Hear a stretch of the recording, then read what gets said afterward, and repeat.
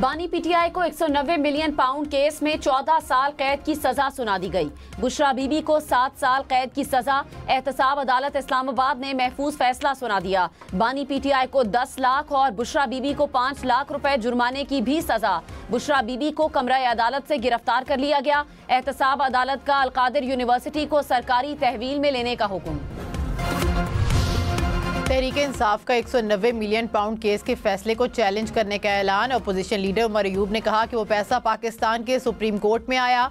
बुशरा बीबी और बानी पीटीआई के इस पैसे से क्या ताल्लुक है? सवाल तो हसन नवाज से पूछना चाहिए था कि वो पैसा बाहर कैसे ले गए।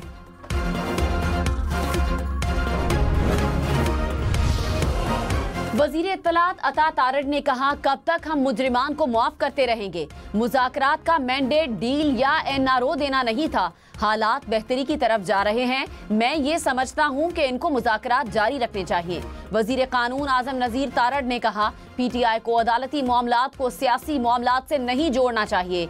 एक ओपन एंड शट केस है, इनका हक है, इनको अपील करनी चाहिए।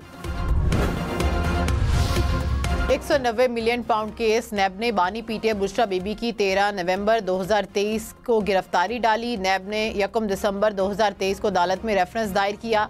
एहतसाब अदालत ने 27 फरवरी 2024 को फर्दे जुर्मायत की। जज नासिर जावेद राना ने केस का फैसला 18 दिसंबर को महफूज किया था। केस का फैसला 3 बार मौखिर किया गया। जस्टिस हसन अजहर रिजवी ने कहा, पुलिस एहलकार की वर्दी फाड़ना जुर्म है। यहाँ जिना हाउस जलाया गया। पेशावर में रेडियो पाकिस्तान की इमारत को जलाया गया। पहली मर्तबा ऐसा हुआ कि मुख्तलिफ शहरों में एक वक्त में हमले हुए। जस्टिस जमाल मंदोखेल ने कहा, पार्लियामेंट पर हमला हुआ तो मिलिट्री ट्रायल क्यों ना हुआ? पार्लियामेंट सबसे सुप्रीम है। क्या पार्लियामेंट खुद पर हमला तौहीन नहीं समझती? जस्टिस हसन अजहर रिजवी ने कहा, सुप्रीम कोर्ट पर भी हमला हुआ, वो भी संगीन था।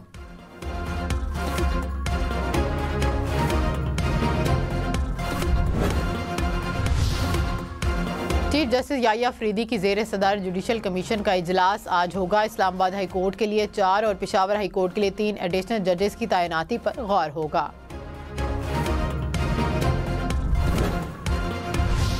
पाकिस्तान स्टॉक मार्केट में तेजी। 100 इंडेक्स में 1000 से ज़ायद पॉइंट्स का इजाफा। इंडेक्स 1,15,000 के करीब ट्रेड करता देखा गया। और वेस्ट इंडीज टेस्ट में 54 बार आमने सामने आए। पाकिस्तान ने 21 मैचेस में कामयाबी समेटी। 18 में वेस्ट इंडीज कामयाब रहा। 15 मैचेस बेनतीजा रहे। 18 दफा 2 तरफा सीरीज में 6 पाकिस्तान और 5 वेस्ट इंडीज जीता, 7 बराबर रही। देने पर स्मगलर्स ने कश्ती को समंदर में खड़ा किया। खबर एजेंसी के मुताबिक कश्ती में 66 पाकिस्तानियों समेत 86 अफराद सवार थे। सिर्फ 36 को बचा लिया गया। कश्ती 2 जनवरी को स्पेन के लिए रवाना हुई थी। के करीब कश्ती हादसे का शिकार हुई। पाकिस्तानियों की मदद के लिए टीम को रवाना कर दिया गया। स्पेन में पाकिस्तान की सफीर ने कहा, मराकश हुकूमत ने 10 पाकिस्तानियों के नाम दिए। 44 अफराद की मौत की तस्दीक नहीं कर सकते। सदर आसिफ अली जरदारी और वजीर आजम शहबाज शरीफ का इजहार ताज़ियत। सिंध हुकूमत का स्पेन कश्ती हादसे पर तशवीश का इजहार। कहा, पाकिस्तान की स्पेस टेक्नोलॉजी में बड़ी कामयाबी। पाकिस्तान का पहला इलेक्ट्रो ऑप्टिकल सेटेलाइट लॉन्च कर दिया गया। सेटेलाइट चीन की सेटेलाइट लॉन्च सेंटर से खला में रवाना। लॉन्चिंग के मौके पर पाकिस्तानी और चीनी साइंसदान मौजूद थे। चेयरमैन पीटीआई बैरिस्टर गौहर की आर्मी चीफ से मुलाकात की तरदीद के बाद तस्दीक। कहा, मेरी और अली अमीन गंडापुर की आर्मी चीफ से अलहदगी में मुलाकात हुई। आर्मी चीफ के सामने तमाम मसाइल रखे। बानी पीटीआई ने मुलाकात को खुशाइंद करार दिया। हमारे दरवाजे हमेशा बातचीत के लिए खुले थे, दूसरे दरवाजे बंद थे। बराह रास्त मुज़ाकरात शुरू हुए हैं तो उम्मीद है सूरत हाल बेहतर होगी। मुल्की इस्तेहकाम के लिए ये बहुत जरूरी है।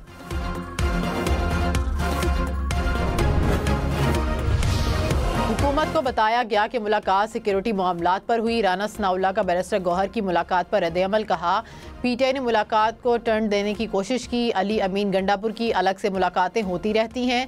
प्रोग्राम फैसला आपका में कहा कि पीटीआई ने कोई दरख्वास्त करनी है तो टॉप लेवल से नहीं होगी। बात नीचे से शुरू और टॉप लेवल से अप्रूव होती है।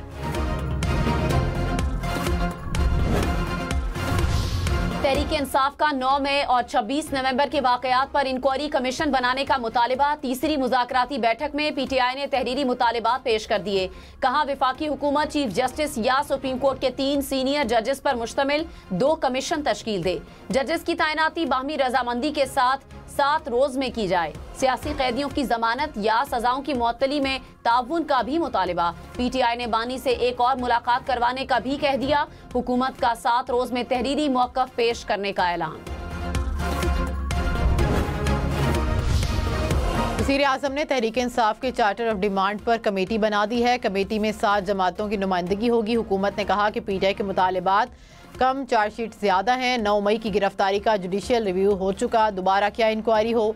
अदालत में ज़ेर समात केसेस पर कमीशन कुछ नहीं कर सकता। पीटीआई के 15 TORs अजीब हैं। 27 या 28 जनवरी तक तहरीरी जवाब देंगे।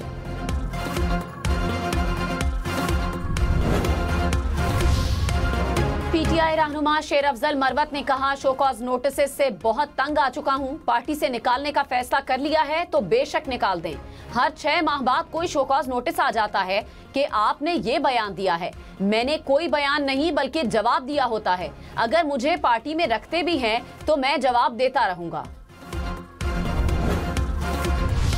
रोड पर तेज रफ्तार डंपर की सड़क किनारे खड़े ट्रेलर को टक्कर, सामने खड़ी वैन और एक ट्रेलर भी तबाह। हादसे में कोई जानी नुकसान नहीं हुआ। पुलिस ने डंपर ड्राइवर को गिरफ्तार कर लिया।